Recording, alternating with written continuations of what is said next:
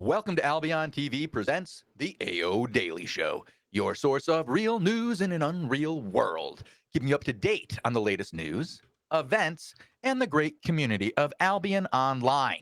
Today is Tuesday, the 7th of September, 2021, and I am your host, the Shozen One, and I am joined today by my co-host, Bogul.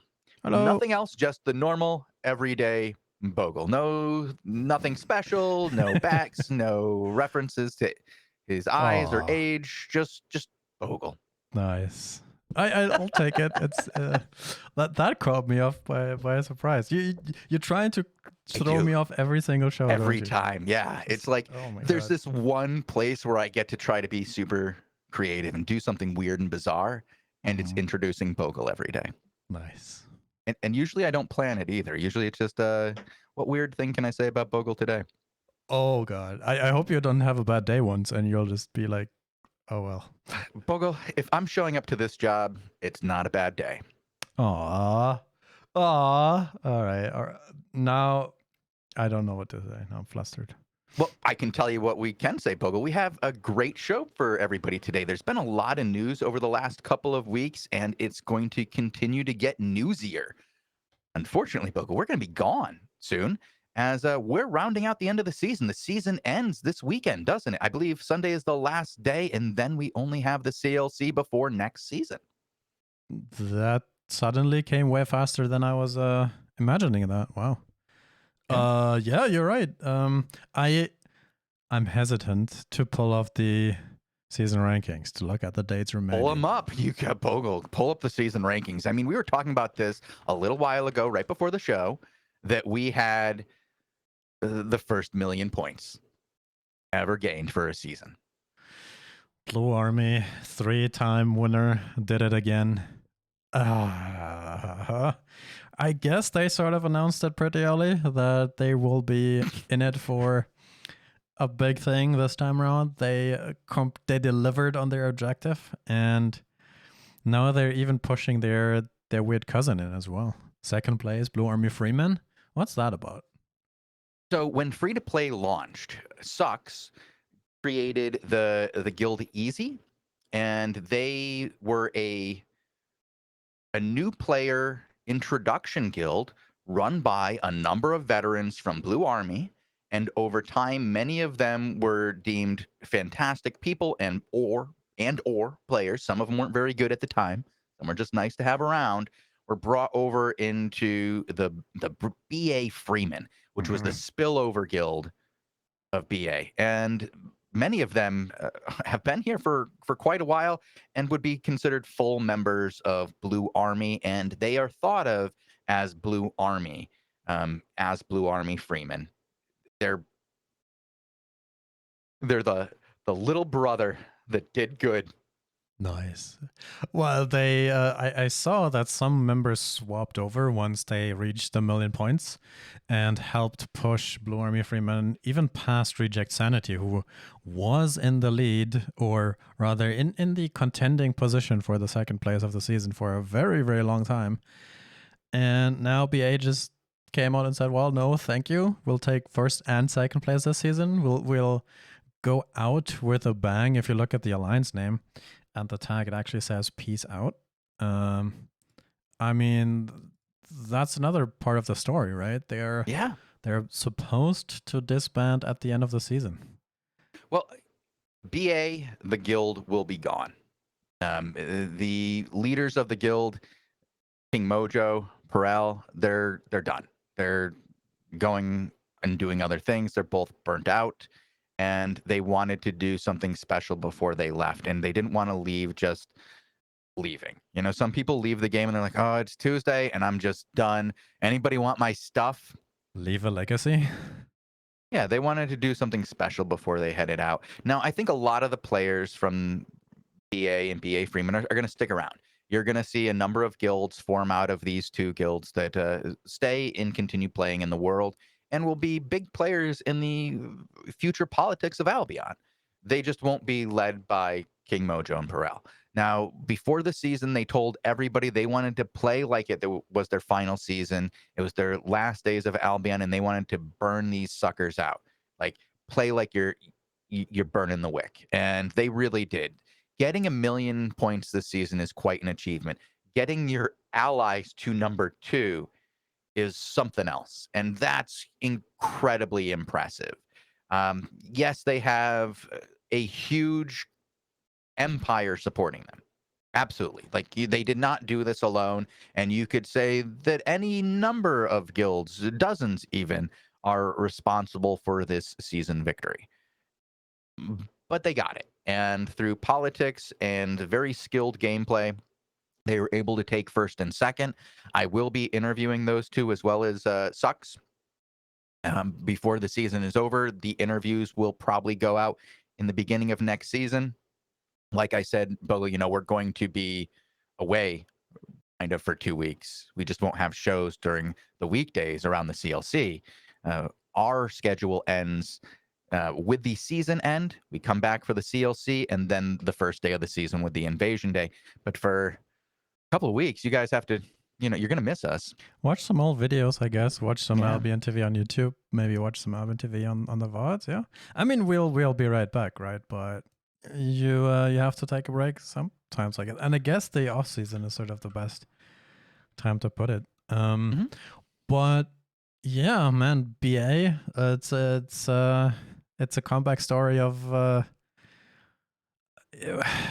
I would almost say a century measured in Albion time. But I don't know what to say. I was always hoping that there is some continuation to that story, and I still believe that this will not be the end. No, this is. But Bogul, if you think about BA, right? Yeah. And you think about the story of BA, we can go back long before the Blue Army to where these players were playing and the impact these players who are part of Blue Army made in the game. In Money Guild, early Money Guild, release Money Guild, the players that ran BA were part of the people who ran Money Guild, along with Derek and others. So these players had in existence before BA. And before Money Guild, there was the Red Army. There was Envy. There were other guilds that these players played in long before, and they will play in long after. BA has had a run as a singular guild that is matched by maybe Sun and CIR for longevity and impact in the world. And it would be those three that I would really think of as the ones who've had the biggest impact as a singular guild for the longest. I'd love to put Money Guild in there, but I miss them. They're gone right now, and soon we will say the same about BA, and we will talk about the Sun old times and CIR as the two long-standing legacy guilds. And question, Shozen. Do you know, I mean, when you win a season, right? When you win a guild season, then you get these sparkly things on the top of your guild crown. Blue Army has 3 of them, and if we look back, Sun is one of them. Other seasons, Black Order has 2. You can see that if you win a season, you get a diamond on your crown or a crystal on your... Do we know what it... I think it's a crystal. It's a crystal. Yeah, crystal. I think, like, Bogul, every time I've said diamond in this game, I was wrong, and it was a crystal. All right. Well, like you get the crystal rank, you do the crystals, you get the crystal in your shield, and you get a diamond. Crystal. I get it. And you pick up crystals, power crystal. The long-standing question of where the 4th gem, the 4th crystal will go, will have to be answered by hopefully the whole art department in a very good way. Do we know anything about that? Because, like, for some reason, I feel that mystery of where the hell would the 4th gem go, right, might even be a greater thing, like before it happens, than the 1 million points. Or you see, the thing is, Bogul, I think it's not that huge of a mystery, as everybody makes it out to be. There's like really 2 options. Either they can put 4 gems across the top. Yeah. Like with 2 big ones and 2 little ones in the center, or they can throw the 4th one down at the bottom. Like, and if they come up with something else and unusual, like, wow, what?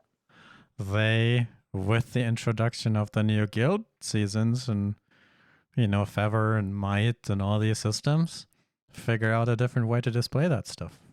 Very well could possibly be an entirely new UI for that, but I haven't seen it and I don't know.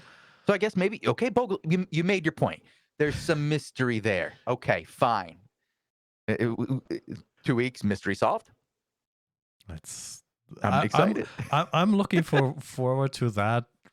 Like as a long-term follower of Albion, somebody who has watched 13 seasons plus, like that is one of the greatest Albion Online mysteries, and I dare chat to name a different one that is on that level.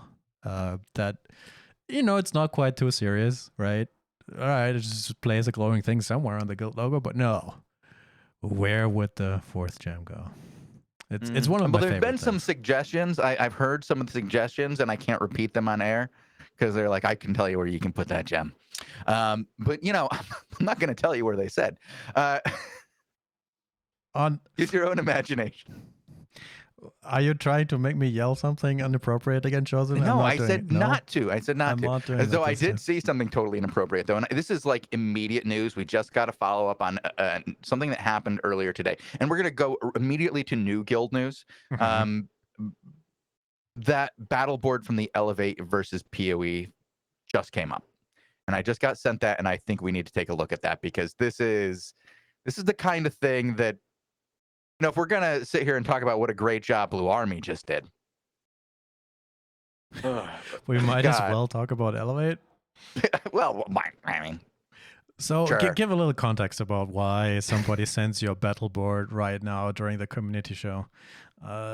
We've watched some ZVZ earlier today in the previous show, right? We had a ZVZ show, a war report just about an hour ago, and Elevate has announced that they would also be closing down at the end of the season, correct? Yeah. And as part of that, they decided to do an event, which is a full 8.3 CTA. Been going on for 3 days. Going on for 3 days. Wow. Yeah. So I mean, with like what 50 to 100 people, with everybody CTAing or coming to the CTA with 8.3 gear, which is like 15 million or 10 million a set, basically. It's expensive. Yeah. It's more than I have currently. Bogo's like just that quieted him up. I say I only have about 10 to 15 million, and he's like, yeah. But we should look at the cool battle board. Let's not talk about tell my me lack about of that wealth. battle board a little bit more. Oh no, I don't need to tell you about it. Just show it. Like the numbers for the it's in our chat, Bogle. It's in the ZVZ show. I'm sorry, I thought you had gotten the same ping. Ah, I got it. Okay. Yeah. Let's see. What is this? Elevate. Well, your mom combined with Guild Xena and Elevate had 107 players. Yes. And the PoE combined was about 286. But the kill to death ratio is Elevate died 17 times. Oh. And PoE died 197. Wow. I mean, talking about 8.3 sets, right? Looking at the kill fame, though, they have half of it, basically. A little bit more, but 17 versus 192, and that difference in kill fame? Wow. Okay, I mean, still a winner, So right? the kill fame really stacks up, doesn't it? Holy cow. Yeah. That's impressive. You're right. Those kill fame numbers are nuts. There's a question I want to answer for chat. There's actually a couple, but one was, is Black Order still around? What happened to Black Order? They were one of the top guilds. You mentioned them as somebody who had won 2 gems before. Led by Emi Oshiro, he's also part of what I would consider one of the triumvirate of the original 3 leaders of this group. That is BA, Money Guild, and now Black Order. They all worked together in Envy and in Red Army back in the day. They were all pretty close. I spent some time playing with him. But Shiro, he he comes and goes. He's one of those come and go kind of guys, and Black Order's power goes up and down with the waves of Shiro. Fred Riddick also runs Black Order oftentimes, and he's a very good leader, but not the same draw for activity as Emiya Shiro is. The heights of Black Order have been when Shiro is like, I'm going to do something. This is what I'm doing this season. And he's often going to incredible lengths to accomplish that. It just come up in chat here. Jason has brought up a Magic Mark. Now, Magic Mark runs Phoenix, an English guild, like an English-speaking guild, Americans and what have you, so people who speak English. They are the English wing generally of Black Order when Black Order does well. Now, sometimes they're a separate entity and sometimes they're together, but after Black Order won its most recent season, Magic Mark had to go away. He had some personal things to do, but he has returned and he's looking to make an impact once again in the world of Albion. And that's the kind of thing that could maybe draw Shiro out and bring him back to also prop up the Russian side of Black Order, which is really Black Order. Phoenix is definitely a separate entity that sometimes will put itself into Black Order. But they worked together very well, and they won their season, and they might want to, push for that third gem, and make something happen. Well, there's definitely opportunities coming up in the next guild season for sure for these guys to come back. There's a lot of guilds recently that sort of have reformed. A lot of names we see again that have popped in and out over the lifetime of Albion that at one point in time probably ran guilds or were very active or were very successful. And we've been seeing more and more of these guys peek their head in. Recently, I wonder if everybody's getting excited for the next season, the next changes coming up. I have heard from a lot of what I would consider those mid-tier guilds, the ones that can't really compete at the 150-man level.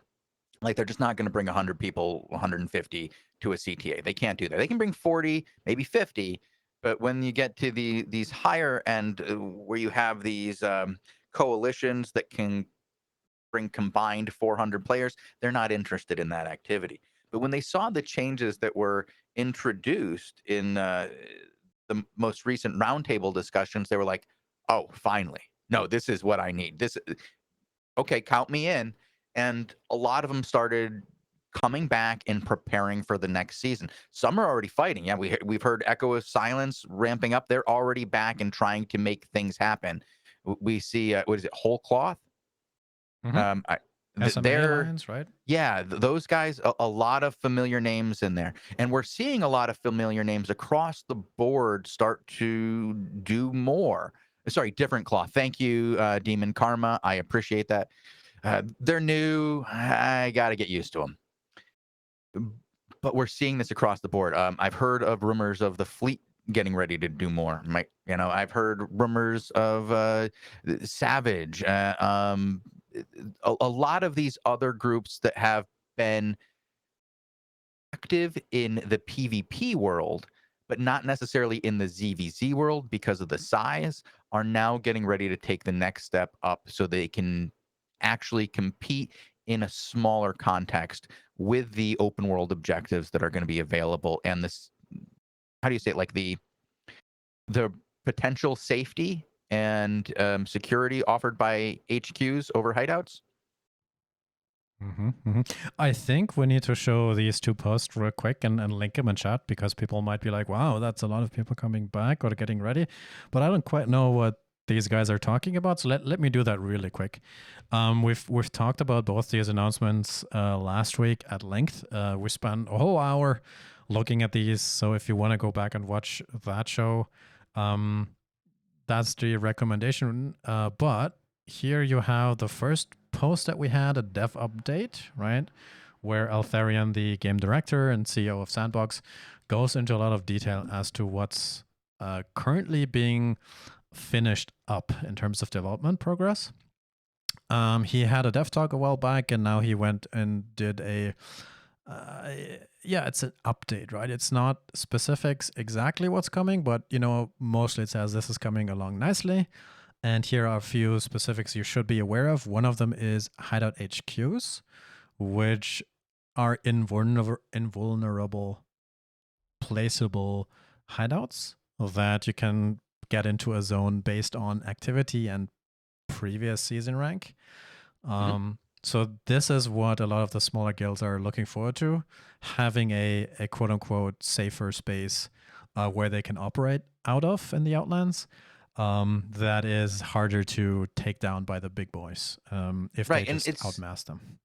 a lot of it is these people who didn't like the politics, right? Yeah. They didn't like the hand-holding politics. They didn't like the idea of being forced to pay rent, because you often end up getting forced to do one of two things: either joining one of the alliances or paying rent to one of the alliances. And when they call it rent, I'm like, that's a real weird word for what's going on. It really feels more like extortion. It's really more like, I'm gonna come burn your house down if you don't give me 1,000,000 silver a day.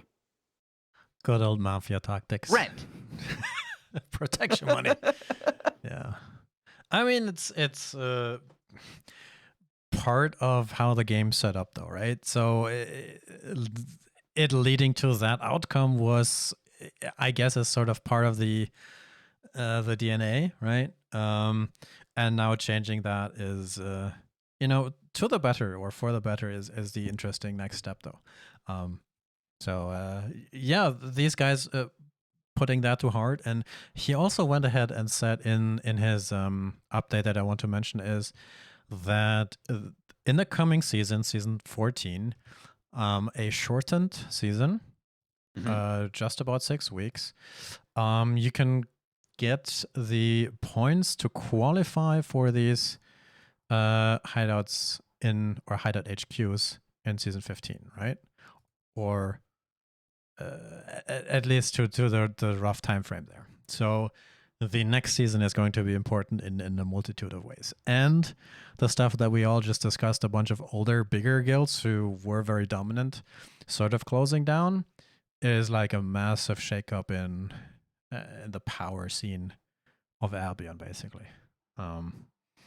Which, yeah, makes me kind of sad I'm away for a week. But at the same time, that just means we'll have a lot more stuff to cover once we get back. There's going to be some very interesting things happening during this next season, because there's just like last season, the fire has started early. You've seen the sparks of it ignited before the season even ended. Now, in the past, before last season, it always had seemed to take until the off season for these things to really kick up. People didn't want to start a lot of fights at the end of the season while they were still pushing for their ranks or trying to achieve a goal at the end of the season. There was a lot of that. They didn't want to break their current alliances. And then people were like, nope, never mind, we're done. And it seems that the pattern established last season is going to hold. People are going to get rowdy this off season. Just going to happen. Good to hear. Now, the other one I mentioned, the other post I mentioned was the actual schedule for that season that you guys shouldn't miss. So there's a post by Prince Caspian from Friday that has all the dates, all the details. So it starts September 25th and ends November 8th, right? 6 weeks with still 3 invasion days, but double, triple, and quadruple season points for a week. Which is quad damage to points, man. Quad damage on points. Wow. I haven't seen that before. Yes. Also, all of the details. How much stuff is scoring for, what timers things score. All of these things are in that thread, including a bunch of changes to the 5 versus 5 Crystal League as well for the next season. All in all, lots of stuff that is definitely officer bed reading material that you should, know how long the season is, know when the invasion days are, because it's not once a month now. There's 3 of them in 6 weeks. Get prepared for it. There's quad points available the last week. It reminds me a lot of the Avalonian season in Mhm. that it pushes things much faster. It does the invasions much faster, and it gets to the point scoring much faster.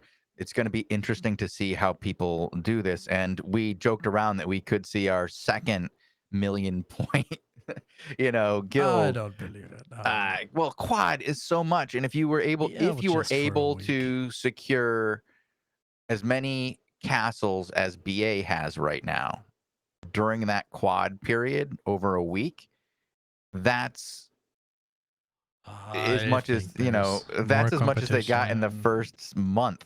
Like, it's a full season of points, right, in 6 weeks, and there's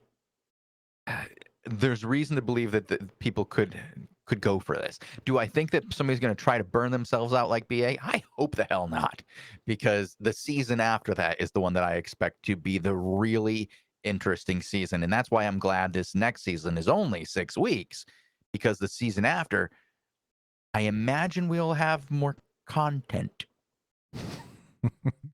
I like. But let's before we move away from the current season, before we finish out the current season, there's two more things to do. One is, of course, finishing up the actual scoring, right? There's, 5 days, something left on the actual point scoring. So a lot of guilds are still on their path to get to where they are. Some guilds still want to get crystal, sun, maybe. Some guilds might still want to get gold and all of that. So people start working towards that. And the other thing is that the next weekend is where the big boy Crystal League matches happen. The highest level Crystal League matches that have the highest prizes, but also are of the highest level of gear that's available to them with no IP cap, with usually all A3 at least excellent gear in play during these matches. With, of course, a ton of points also for grabs on the coming Sunday, right? And once that happens and all the scores are settled in terms of points, the following weekend will also be the Crystal League Championship, which is two big back-to-back events that, one decides season ranking almost. The other one definitely decides eternal fame and could make a few players pretty rich. Let's say Bogul, I that. think Keeper of Nature wants to let you know that doesn't happen for 20v20s, though. Acknowledged. Thank you for your feedback. We appreciate it. It's I just want to get it on there for the people who aren't reading chat. Yeah. We make mistakes. Thank you, Internet, for proving us wrong and providing the answers. We are big fans of crowdsourced information here on AOTV. Big fans. So but Keeper, you mean like that it's not the biggest ones, or that the Crystal League doesn't have them, or Like, it doesn't double, I believe. Anyway, big matches anyways, right? Still a big thing. My point is that it's a big weekend coming up, and No, this weekend is huge, yeah. the weekend after is also big. Not only for the risk that players have to take in, but for the rewards and for ATV in our program, because we'll of course cover the 8s and 9s on Saturday and Sunday, on Sunday. Sunday, yep. And then on the 18th and 19th of September at 17 UTC, we'll have the Crystal League coverage as well. So busy weekends. 2 days or 2 times 2 days of full AOTV Crystal League coverage, basically, is what it is. Yeah. It's those 2 days for the Crystal League Championship are some of the most exciting time in Albion. I love it. It's going to be weird because I feel like everybody's going to be using the exact same set. Oh, you have already like a meta in mind for the. This is the tightest meta I've ever seen, ever. Like, I don't think I've ever seen a meta where it was mirror match, mirror match, mirror match, mirror match, mirror match, mirror match, mirror match. No. And Do you think it's that rigid? yes, at the higher levels, it feels that rigid right now. And we saw Cargera breaking out the Ironclad for a while, but then he was like, nah, done, not powerful enough, using the hammer. And then they started losing every time I watched them. So What's don't that know. meta? I don't. Maybe people wouldn't know. You can roughly outline it. You got your curse, you got your bow, you got your glaive, you got your great hammer, and nature heals. So it's that you're 5, and everybody's using the same builds, same gear. I mean, I guess we can look into the 5 versus 5 meta a little bit in the 5 versus 5 show that we have in about half an We'll hour. go into it in detail in Yeah. there, and I'll break it out. And Lupac and I have been talking about it ad nauseum, and we'll go through it, and you'll get to see it. And honestly, I love it when the meta is diverse, and we have like several things working at once. The thing is, right now that things have gotten balanced in such a way that just for this particular set of content, 5v5 at Crystal League level, it has gotten really tight. And there are changes coming up. We can actually talk about those. Let's talk about some of those upcoming changes that we'll see going into next season. I believe the changes to bows and curse are discussed in there. Yeah, I mean, transition. you're talking about the patch 10, right? That is on the Yes. test server. So that is currently in testing, but because of the Crystal League and the CLC coming up, and this patch including a bunch of balance changes to some of the meta weapons, this one will very likely not go live before the CLC concludes. So that puts it basically on the week after the 17-18 of September. Right. But yeah, it already comes with a lot of things that we I think we talked a little bit about these balance changes in one of the 5v5 shows before, right? Mm-hmm. Yes, we did. The bow, the curse stuff, that kind of thing. But I want to go top down real quick, just see if we missed something that we haven't mentioned yet. Because I think the very first thing is something that not everybody knows about Bogul. New artifacts will be added to the game. Why? Because after the next content update, there will be new weapons in the game. a warrior line, I think, was announced, right?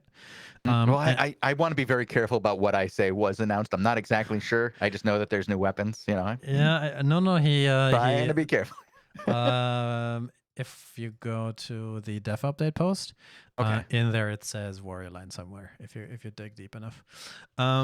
Now the thing is that these won't be usable yet, so they will only drop, and that will create a very interesting market situation, because it will feed them into the world, right? And people can sort of stockpile them and buy them up, and sort of build a price for the artifact. But nobody really knows exactly how these will play out in terms of value, or how many of them will be available.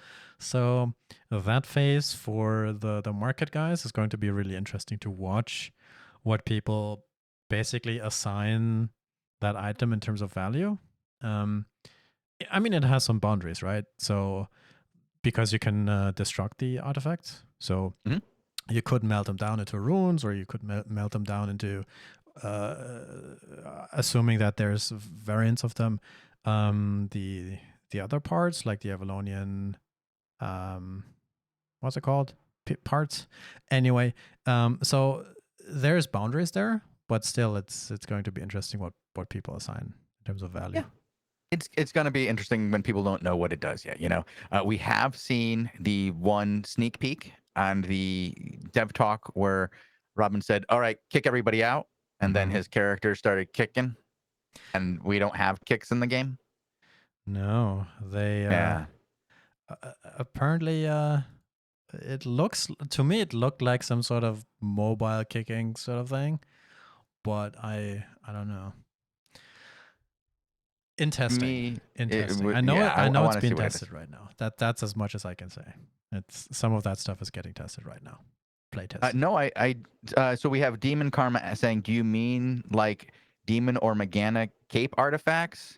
We can't make them. It's just a drop." Yeah, so you can't make the weapon yet.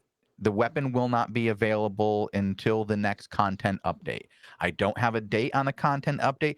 I can just guess that we would have it before, too long. It's probably not going to happen during a shortened season. What I mean, wouldn't. Yeah. But after that, who knows? It could come real soon. I'm just not sure. What I mean by artifacts is if you actually go to the marketplace and you search artifacts, right? There are different types of things you need to make weapons, and if you look at them closely, and there's things that are made from relics, there are things that are made from souls, and there are things that are made from runes. And then there's Avalonian ones as well. That's what I mean. Mm-hmm. So if you click them, Yeah, you can see. And usually they're grouped that way, right? Usually you'd say yes. These are soul artifacts or these are relic artifacts, stuff like that. And we don't know what rank these are. We don't know if these are going to be more powerful than Avalonians or less powerful, or where along this line they'll be. We just know that they'll lead to different weapons. And I think that is very exciting. I can't pronounce your name. But yes, there will be a dev talk soon. And I say that in the most Blizzard sense of the term. I expect it to come out soon. Yeah. I think we had the CEO of Sandbox Interactive the other day say, "Hey, I'm writing a dev talk. What do you guys want to hear?" So that could be today. It could be 2 weeks from now. I literally don't know. Yeah. I would doubt today. Bogul, what time is it over there in Germany? 9:30 p.m. That could still happen. Do you think a poor editor sits in the basement and goes like, "Oh, gotta finish this dev talk tonight"? Put Elsa? it out? Yes. Elsa? Yeah, maybe. Yeah, like I have not seen like one of the most dedicated people in the gaming industry that I've ever met. Always at work. Very dedicated. Poor man.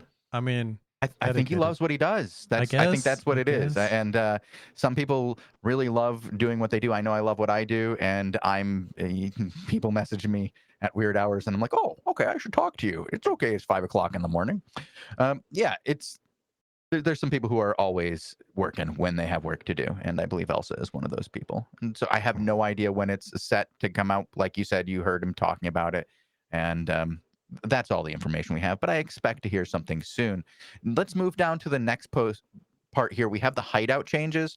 Hideouts now require a channel if it's not your home. Like if you're oh, thank you, man. Thank you for the raid. Ekturka, big fan. Thank you for the raid. Much appreciated. So if the hideout that you're trying to get into is not where you have your home set to, you're going to have to channel for a little while to get in. This is to make the Outlands much less safe and have a bit of PvP in the world. Yeah, I mean, unless I guess it's your home, right? Because there are certain limitations to that. But that change to require a channel to hideouts has been one that has been made by the community a lot of times recently. And I think it's cool to see that coming in finally, together with all these other changes. I guess that one's easier to implement than what is announced, like a whole biome rework or something like that. So that's good that it's a soon kind of thing, right? Earlier rather than later. Nice to see. I got a little distracted, Shozen, because I was looking at the time. And I know that we have two already things. There? We have two things on our list that we need to do. And going through all of these patch notes is going to be a lengthy process that we won't finish today anyways. No, we won't. But there's a couple things I did want. I did want to hit that hideout channel. We can skip some of this next stuff. Like there's changes to castles to make them easier to assault. There's changes to faction warfare to make it less penalty for lower level players. There's name tag changes that you will see that allow you to just look at the guild instead of all these player names. There's going to be new marketplace categories, and there will be changes to the way you log in, the way that mobile players interact with certain conditions on their account. And then the combat balance changes that we talked about before, nerfs to the bow. Yeah. I know. Yeah. Now, this is a thing where I actually feel like we need to look at it, because if I just say those words, the fire bombs might start coming in. I mean, you could just say that the attack damage increase per stack of the bow was going from 35 to 30, but I'd sort of zoom out if I was not too much into balance. Mhm. And yeah, We'll go into this in the next show, the details of. yeah, But I just want to. I want to put these up on the screen for the people who need to see it. It's not a both. huge nerf, but it is an effective nerf, and we will see changes. Cursed, very minor nerf to specifically dark matter. I don't know how much of an effect this will have. I really think very little. Changes to Holy Staff, specifically Hollow Fall, because of the way it interacts in the corrupted dungeons. This is a change that should balance out for everybody not in corrupted dungeons, but slow down people who are in corrupted dungeons with their cooldown reductions from the E skill. Nature Staff changes to just make it the cleanse heal a little bit longer, and what is it? This one, the ruthless nature on the Blight Staff no longer slows enemies. I've been seeing that in certain areas, and I don't even want to talk about it because I'm just happy it's gonna change. We don't need to talk about why. People slowing people in corrupted dungeons again? Yeah, Bogul. Yeah. Yeah. Okay. Spears. There's issues, but spears. The cooldown on fling. I mean, all of these seem to be in the current 5 versus 5 comp. 5 meta. You think? Nature, you think that maybe, curse, bow, hopefully something. I don't think curse is going anywhere, Bogle. I think curse, even if you removed the W, it would not change. Like it's there for all the reasons. It's curse, especially currently great curse with nature meta. Like it's going to be there. Shoes changes. We'll go through that later. And do we want to go through these battle mounts, or do you think we need to hit the next thing and actually talk about our sponsor? I think talking about the Phalanx Beetle battle mount doesn't make sense because it only releases like in 6 days. Exactly. Like nobody knows what these changes are because they haven't seen what the original skills were to begin with. These are changes to the original skills for people who've been testing. Yeah. You will see the Phalanx Beetle at the beginning of the next season as it's a reward. The Phalanx Beetle. It's the turtle. Everybody saw that artwork. It's the turtle that's for some reason also called Beetle. And I think it's already... I wonder whether or not we can go back and say, hey, how about we change the name of this thing to a turtle? I think that could be a community effort. Okay. Yeah, I would champion that. I would be fine with that. If you want to get out there and rusty pug your way to turtles, go for it. All right. Really, we have to do words from a sponsor. I think what I want to do is use the sponsor's money to give away to the people. I've already done that 4 times. Wait, really? And we haven't talked about it? No, I've been giving away raffles all day, and all of them have been claimed by the people who won the raffle. Everybody is paying attention in chat today. Nice. Okay. Exclamation. But I will I'm going to give away another one at the end of the show, and we'll give away another 4 in the next show. But I just can't keep giving them out all day, or I'll run out of raffles. And I'll be in the similar situation with Moo 2. Sorry, Moo 2, for the delay on your code. You did get it today. I did upgrade you. Give way too many codes. All right. I mean, like, wait, you said at the end of the show, right? Yeah, I'm going to give another one at the end of the show. So how about we end the show now, Shozen, and then go give away another code? Do we really? Do we have to do that? No, we could. The point was that you just go like, what? No, we didn't talk about our sponsor yet. And then we didn't talk about our sponsor yet. Sponsor, SBI, the makers of Albion Online, right? That spiel. But yeah. Did you know that there's a Demon Hunter skin out that you can buy, right? Hunt the Evils of Albion, that one? I think people have seen that by now. It's been out and about, but it's the most recent vanity skin. Pretty cool. Mm-hmm. Pretty purple. I like it. I've been wearing it lately on my main. I went and got one for my main. Nice. Bogul was saying he didn't like the hat, and I was like, no, I like the hat. I like the scarf. I'm getting it. I had the hat already, sort of. So we have different opinions on if you have that hat or not. I say you don't. I'm personally, I think it looks cool, but I'm not a Demon Hunter player, right? In all the games that I ever played, Demon Hunter was like my least favorite pick. So I'm skipping this one, Shozen. Okay, I understand. No, everybody's got their favorites and stuff, and I'm actually riding around with this in the Hellmare. All right, looks scary. Okay. Yeah. And then the other two PSAs we have is that, of course, the referral season is still ongoing. You guys can refer a friend and then receive that neat little snow leopard that has a very long tail that stands out. It's a swift claw skin. These will be tradable after the referral season ends on October 1st plus 15 days. So if you're somebody who doesn't have friends or no ways to, make friends, then you could get that in game from the marketplace probably October 16th. And then the last one we do have is the Heretic Challenge that's ongoing with the Rocket Donkey. I love the Rocket Donkey. Heretic Combat Mule. What is that? So do you think? I don't even think we need to change that one officially. I think nobody knows it as the Heretic Combat Mule. It is straight Rocket Donkey. Yep. I mean, you could have a Rocket Donkey with quad season points. Look at what it does. It's so dumb. So dumb. I love it. It's so great. I love it so much. There's some really good humor hidden in Albion, and I would encourage the artists and designers to lean into that a little bit more. You guys have done a great job with that, and I love it when you put a little bit of your character into the game. Thank you. Absolutely, yeah. Yeah, and now we made it. We made it through the end of the show, Shozen. Just so you can pull another raffle. You know, I'm not going to pull another raffle. I'm going to archive the one that I have now, create a new one for the people who are here, so that everybody has an equal chance to get in. And we're not going to include anybody who wasn't here. And instead of just pulling one, I'm going to pull two. And somebody later in the week is going to not get a raffle because you guys just hung out through patch notes. Yes, patch notes. We made it, guys. Time for raffles.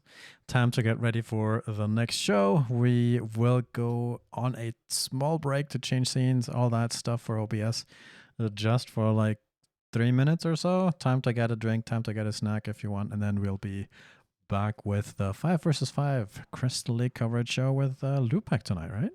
Yeah, we'll have Lupac here at 5 of. 5 of. Let me look at what crystals that are. Threes and fives? 3s and 5s, yeah. I think it's 3s and 5s because last week was 4 and 5s. Oh, okay. Teleport over here. GM powers. Let's look. Yes. Level 3 in 11 minutes. Level 5 in 41 minutes. And we might try and record one, depending on what you guys want to talk about with these patch notes. And then we'll see how it goes. We'll probably record a level 5 if we can. I got to see what my internet is doing today. Sometimes it acts a little poorly. But if it behaves itself, I'll record the level 5 and we'll use the break in between the 3 and the 5 to really talk about patch notes because 3s aren't always the most competitive. Stumps. I like how you went around that. Okay. The most. Well, it's because you'll get like high level groups that are preparing for 5s who are dropping into the 3s, and it can be a little bit difficult for those guys. And I just don't want to show a lot of people getting stomped. I think of the poor player who gets stomped by a much better player, and I'm like, I love you, man. Chosen. All right, we have 16. 7 people in it, and here we go on the tanks and Jared with an uwu in front of it, like that smile thing, but it's Jared, right? You don't pronounce that, Bogul? The smiley face, right? I guess. Hey, Jared, how do we say your name? Is it literally ooh, Jared? Ooh, Jared. Congratulations. Anyways, we will be right back. Don't go anywhere. Grab a snack, grab a drink, and then we'll be back with the 5 versus 5 Crystal League. Shozen, see you later? I'm telling Jared to whisper me. All right. And see you guys later in a few minutes. Peace.